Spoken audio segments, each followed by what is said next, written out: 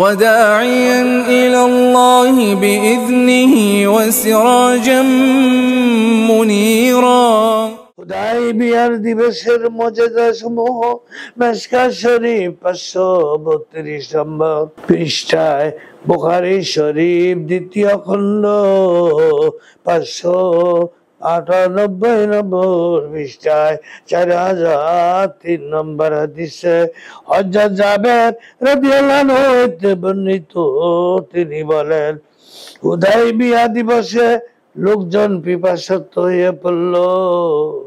সেই সময় একটি চামড়ার পাত্র রাসূল খোদা সাল্লাল্লাহু আলাইহি সাল্লামের সম্মুখে ছিল। তিনি তা হতে উযু করলেন, পানি নিয়ে উযু করলেন। অতঃপর লোক তার কাছে এসে বলল, ইয়া রাসূলুল্লাহ সাল্লাল্লাহু আলাইহি সাল্লাম, আপনার চর্মপাত্রের পানি ছাড়া আমাদের কাছে পান করার বা উযু করার মতো কোনো পানি নাই। হায় হায়। তখন নবীজি তার হাতে উক্ত পাত্রটি রাখলেন, ফলে সঙ্গে সঙ্গে তার আঙ্গুলগুলির মধ্যবর্তী জায়গা হতে ঝর্ণাধারার মতো পানি ফুটে বের হতে লাগলো। সম্মানিত ভাই ও বোনেরা, আমাদের নবীজি একমাত্র আল্লাহ সুবহানাহু ওয়া তাআলার পরে আমাদের নবীজির শান। সেই নবীজিকে কত রকম পরীক্ষায় আল্লাহ সুবহানাহু করেছিলেন। সম্মানিত ভাইরা, তাদের মধ্যবর্তী আঙ্গুলগুলির মধ্যবর্তী জায়গা হতে ঝর্ণা ধারার মতো পানি ফুটে বের হতে লাগলো। হযরত জাবের রাদিয়াল্লাহু আনহু বলেন, আমরা সেই পানি তৃপ্তি সহকারে পান করলাম এবং তা দিয়ে আমরা উযু করলাম। হযরত জাবেরকে জিজ্ঞাসা করা হলো, সংখ্যায় আপনারা কতজন ছিলেন? তিনি বললেন, 1,00,000 হলেও সেই পানি আমাদের জন্য যথেষ্ট হতো। কিন্তু তখন আমাদের সংখ্যা ছিল 1500। সুবহানাল্লাহ। মিশকাত শরীফ 532 নম্বর পৃষ্ঠায়, বুখারী শরীফ দ্বিতীয় খণ্ড 598 নম্বর পৃষ্ঠায় 4200 নম্বর হাদিসে হযরত বারা ইবনে আমির রাদিয়াল্লাহু আনহু হতে বর্ণিত, তিনি বলেন, হুদাইবিয়ার দিন রাসূলুল্লাহ সাল্লাল্লাহু আলাইহি সাল্লামের সঙ্গে আমরা 1400 ছিলাম। হুদাইবিয়া একটি কূপের নাম। উক্ত কূপ হতে পানি তুলতে তুলতে তার সবটুকু পানি আমরা নিঃশেষ করে ফেললাম। সুবহানাল্লাহ। আল্লাহর মুজিজা প্রকাশ করবেন, এমনকি আমরা তাতে 1 ফোঁটা পানিও অবশিষ্ট রাখি নাই।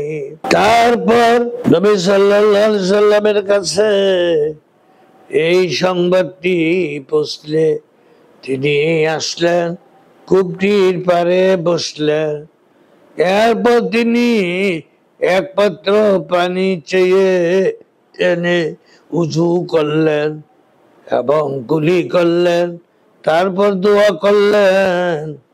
অতঃপর উক্ত পানি কূপের ভিতর ঢেলে দিলেন, বললেন, কিছু সময়ের জন্য তোমরা এই কূপ থেকে পানি তোলা বন্ধ রাখো। রাখার পর সকলে নিজে এবং সওয়ারি জানোয়ার সমূহ এই স্থান ত্যাগ করা পর্যন্ত সেই পানি তৃপ্তি সহকারে ব্যবহার করেন। আল্লাহ। প্রিয় নবী সাল্লাল্লাহু আলাইহি সাল্লামের বরকতে 2 মশক পানি দিয়ে 40 জন তৃপ্তি সহকারে পান করার পরও পানি অপরিবর্তন থেকে ছিল, যার মজেজা নবীজি মিশকাত শরীফ 532 নম্বর পৃষ্ঠায় হযরত আবু রাজা হতে এবং তিনি হযরত ইমরান ইবনে হুসাইন রাদিয়াল্লাহু আনহু হতে বর্ণনা করেন, একবার আমরা নবী করিম সাল্লাল্লাহু আলাইহি সাল্লামের সহিত এক সফরে ছিলাম। লোকেরা তার নিকট পিপাসার অভিযোগ করলো, তখন তিনি অবতরণ করলেন, অমুককে ডাকলেন। আবু রাজা তার নাম ভুলেছিলেন, কিন্তু আউ তা ভুলে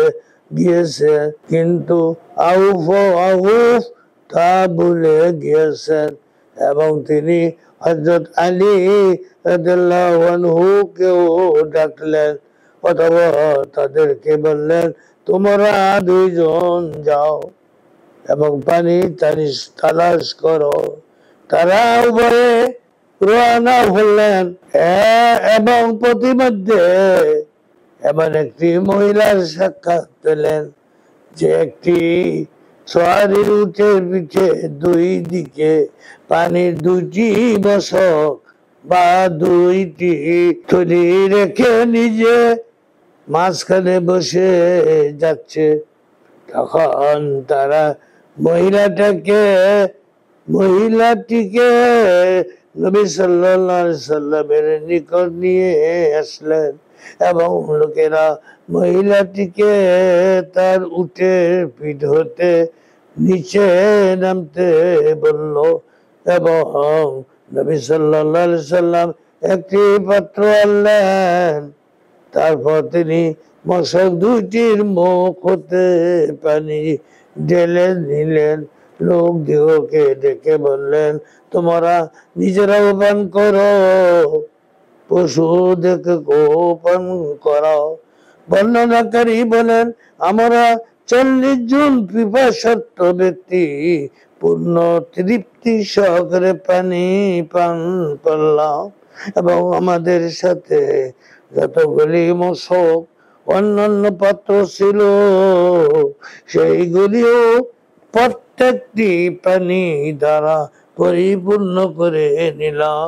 বর্ণনাকারী ইমরান রাদিয়াল্লাহু আনহু বলেন, আল্লাহর কসম, যখন আমাদিগকে পানির মশক হতে পৃথক করা হলো, অর্থাৎ পানি নেওয়া শেষ হলো, তখন আমাদের এমন মনে হচ্ছিল যেন মশকটি প্রথম অবস্থার তুলনায় আরো অনেক বেশি ভরা রয়েছে। আল্লাহ আখিরু দাওয়ানা আনিল হামদুলিল্লাহি রাব্বিল আলামিন।